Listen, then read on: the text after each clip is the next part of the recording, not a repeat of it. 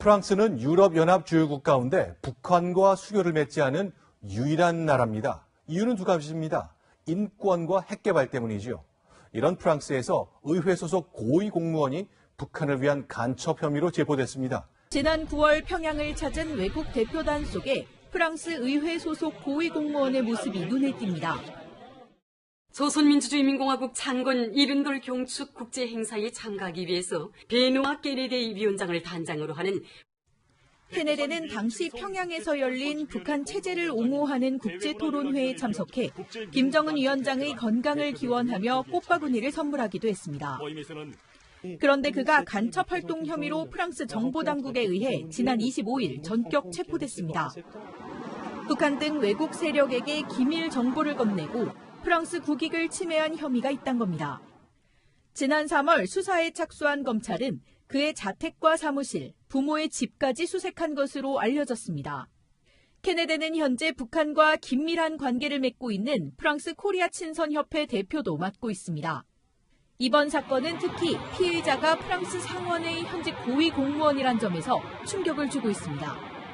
프랑스 상원은 이에 대해 아직까지 아무런 반응도 내놓지 않고 있습니다.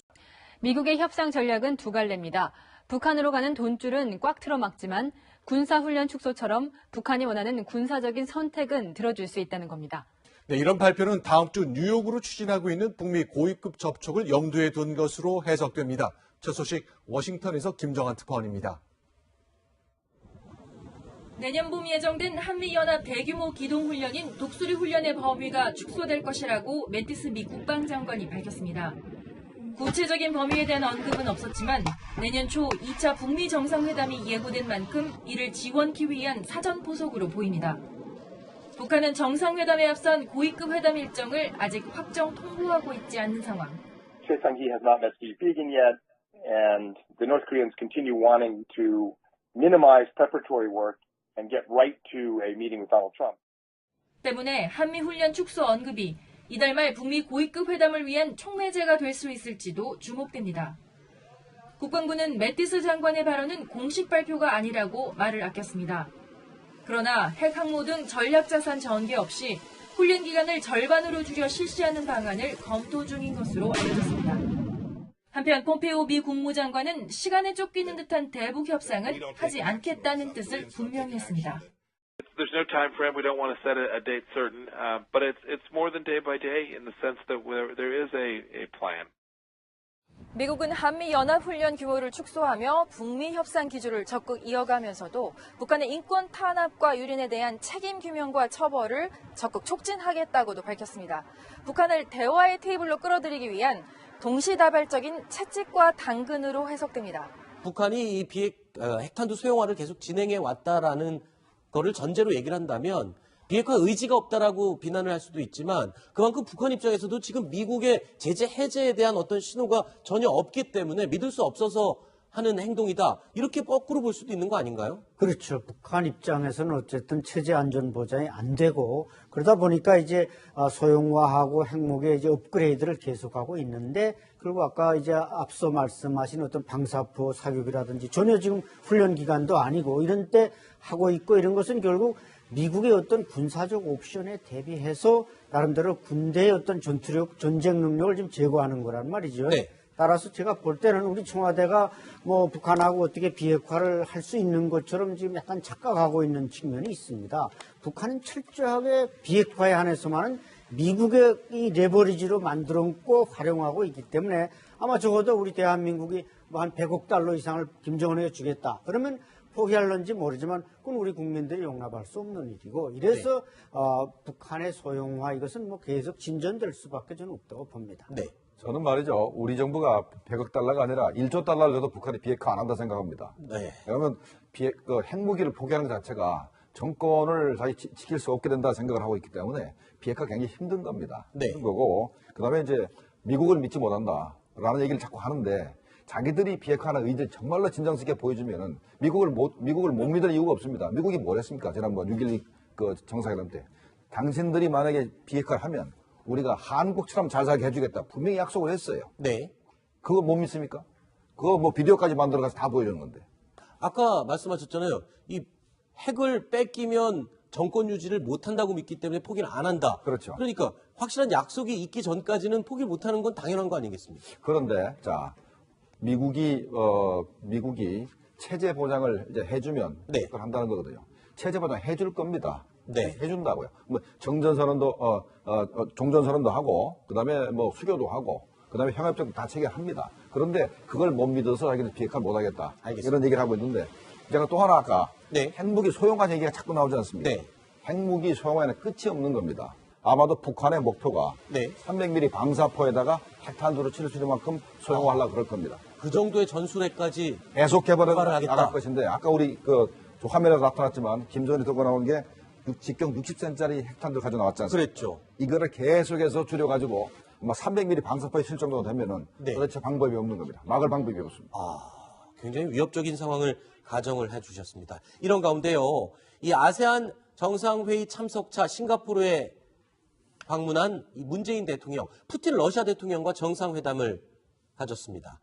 이 대북 제재 완화에 대한 이야기도 나왔습니다.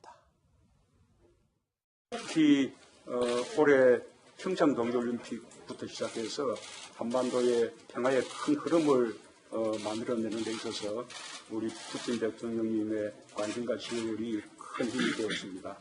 이제 2차 북미 정상회담과 김정은 위원장의 서울 답방을 앞두고 있는데 그 두 차례의 정상회담들을 통해서 한반도의 완전한 비핵화와 평화 프로세스에 큰 진전이 있을 것이라고 기대합니다. Мы активно работаем на международной арене, в том числе по разрешению главного вопроса, самого чувствительного, по разрешению северокорейской ядерной проблемы. Там всегда есть о чем поговорить, объем наших отношений очень большой. 자, 문재인 대통령과 푸틴 대통령이 대북 제재 완화를 놓고 한 목소리를 냈습니다.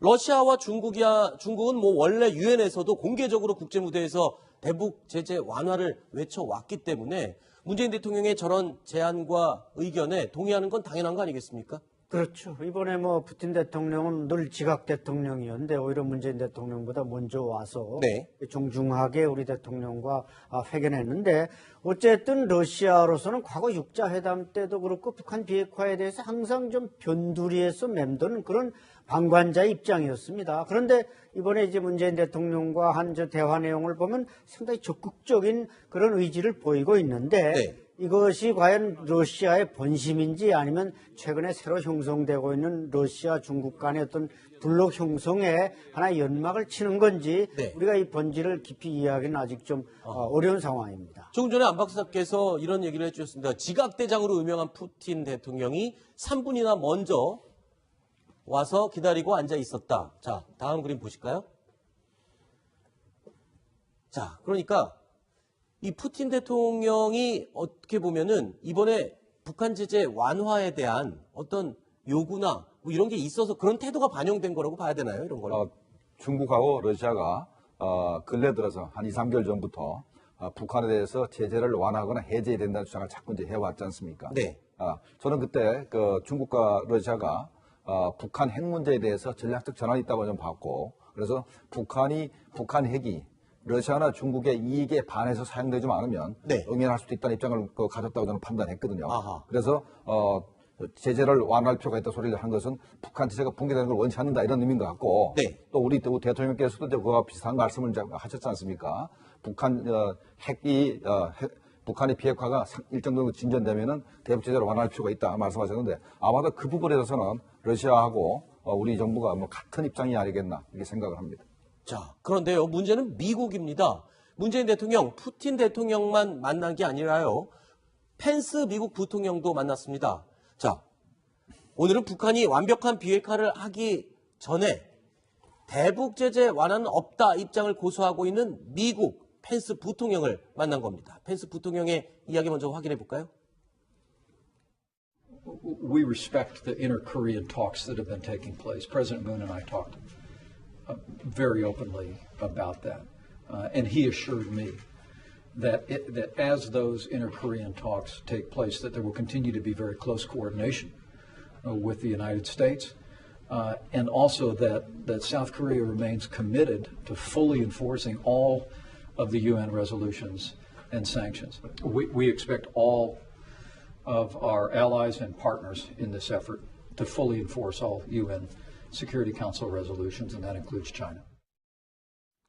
자, 이 펜스 부통령은요, 이 동아시아 정상회의에 참석하기 전에부터 벌써 이 불가역적이고 검증 가능하고 완전한 비핵화를 여러 번 강조를 했습니다. 그때 보니까요, 이 문재인 대통령, 푸틴 대통령과 만나서는 대북제재 완화를 언급했지만, 직접적으로 언급했지만, 글쎄요, 펜스 부통령과 만난 자리에서는 한미동맹 강화에 중점을 두고 이 대북제재 완화에 대해서는 의사표현을 했지만 좀 포괄적으로만 의사를 전달한 것 같습니다.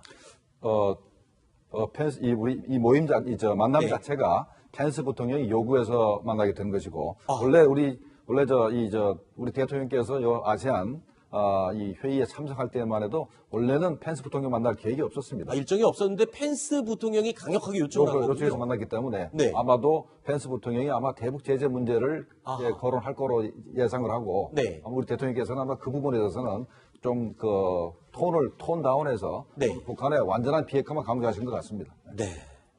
자, 비핵화 협상이 교착 상태에 빠진 지금 우리 정부는 국제사회에 대북제재 완화를 해야 한다고 호소하고 있습니다. 그런가 하면 최근 공개돼 논란이 됐던 북한의 미사일 기지는 이미 다 알고 있었고 북한이 기만한 것이 아니다라고 해명을 했습니다. 자, 그런데 북한의 미사일 기지 존재를 공개한 미국 싱크탱크죠. CSIS의 빅터 차 교수가 쓴소리를 좀 날렸습니다. 이런 말을 했습니다. 어떻게 한국이 북한의 비공개 미사일 기지를 변호할 수가 있느냐라면서 쓴소리를 했습니다. 네, 이 빅터차 한국 석좌가요. 네. 자신의 트위터에 청와대 발표를 요약한 트위터 글을 링크를 했습니다. 네. 그러면서 어떻게 한국이 북한의 비공개 미사일 기지를 변호할 수 있느냐 이렇게 적었습니다. 가짜 외교를 위해서 이렇게 반문도 실었고요. 모든 북한의 탄도미사일은 금지가 되고 있는 게 그 국제사회의 대북 제재 방안인데 여기에 대해서 청와대가 나서서 북한의 무기 소지를 합리화하고 있다. 네. 이렇게 맹비판을 한 겁니다. 그렇군요. 일단은 참 복잡하고 어려운 문제인 것 같습니다. 단순한 일이 절대 아니죠. 조금 다른 이야기를 잠깐 하나 더 짚어보겠습니다. 김정은 위원장의 서울 방문을 준비하는 이른바 서울 방문 환영단이란 단체가 회원 모집에 나섰는데 논란이 되고 있습니다. 현수막까지 서울 광화문 한복판에 걸었습니다. 글쎄요, 이 내용을 보면 이 김정은 위원장을 환영하기 위한 그런 단체입니다만 문구가 조금 시기가 좀 빠른 것 같기도 합니다. 조수진 부장. 시기도 빠를 뿐더러 네. 이거는 서울에서 있을 수는 없는 일이죠. 자, 좀 소개를 드리면요. 김정은 북한 국무위원장의 서울 방문을 환영하자면서 8일 날 백두칭송위원회라는 단체가 결성이 됐습니다. 네. 백두칭송, 바로 북한의 백두혈통이라는 김정은 일가를 칭송하자 네. 이런 단체입니다. 네. 이런 단체 명의의 플래카드가 서울 시내에 걸렸다는 것 자체가 네. 엄중한 사안으로 봐야 되는 겁니다. 네. 네. 그리고 주말에는 서울 도심에서 김정은이라는 제목의 연설대회도 준비가 돼 있고요. 서울시민환영단체라는 단체까지 등장해서 김정은 환영 현수막을 서울 도심 곳곳에 내걸었습니다. 이 단체가 지금까지 3번이나 지금 고발을 당한 상태라고 하죠? 네. 어떻게 구성이 된 단체입니까? 그러니까 이 여러 명이 지금 200여 명으로 구성이 됐는데요. 네. 국민주권연대 그리고 한국대학생진보연합 등 13개 단체로 네. 구성이 됐습니다. 이 한국대학생진보연합은요. 얼마 전에 태영호 전 북한 탈북한 태영호 전 영국 공사의 강연을 막았던 그런 단체입니다. 그런데 이렇게 고발을 3번이나 해도 지금까지 활동할 수 있는 이유 바로 고발해봐야 지금 제대로 수사가 들어가지 않고 있기 때문에 네. 이런 활동을 버젓이 계속하고 있는 겁니다. 자, 이 단체 회원들의 SNS를 들어가 보니 김정은 만세 만만세라는 글이 심심치 않게 찾을 수 있었습니다. 안 박사님. 아직까지는 물론 다양한 의견을 개진할 수는 있습니다만 아직까지는 이런 글들이나 외침들이 좀 불편해하시는 분들이 꽤 있을 수 있어요. 그렇죠. 이것은 뭐 우리 대한민국 국민들의 정서에도 맞지 않고 모든 정의와 양심과 진리에 어긋나는 것입니다. 왜 백두칭송위원회라는 제목 자체가 개인 숭배와 우상화를 조장하는 것이고 김정은 만세를 부른다. 이것은 북한에 왜 북한 인민들이 인권 탄압을 당하고 종교의 자유가 없습니까? 바로 개인 숭배 때문에 그런 것입니다. 네. 그렇기 때문에 제목도 백두칭송위원회 이런 개인 숭배의 여지가 농후한 제목을 달 게 아니라 뭐 예를 들어서 서울 남북정상회담 환영위원회 이 정도만 달면 우리 국민들이 거기에 대해서 무슨 왈가왈부할 수 있겠냐 이거죠. 이래서 이것이 지금 우리 국민의 정서와 네. 모든 또 북한 인민들의 입장에서 볼 때도 이것은 맞지 않는 것입니다. 네, 진보단체 백두칭송위원회. 네. 자, 이 단체에서는 지금 성조기를 찢고 있고요. 또 일부 보수단체에서는 북한 인공기를 찢고 있습니다. 이 남남 갈등이 좀 확대되는 건 아닌가 좀 두렵습니다. 얼마 전에 김정모 시장께서 그 얘기를 해주셨어요. 그러니까 김정은 위원장이 남한을 답방하게 되면 남남 갈등이 최고조에 이를 수도 있다라고 얘기를 해주셨는데 그 시작 같아서 불길합니다. 네, 일단은 제가 하나 지적할 거는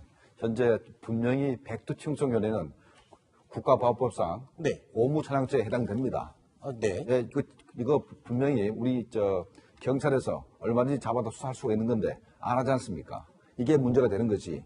국가보안법을 자꾸 위반해도 법에 조촉이 안 된다는 인식이 가게 되면 저런 게 만성화돼가지고 네. 앞으로도 계속해서 북한을 찬양하고 김정은 족벌 체제를 찬양해도 우리나라 법 자체가 적용이 안 될 수 있는 것이 굉장히 두려운 것이 국가보안법을 폐지하지 않아도 자동으로 무력화되는 것입니다.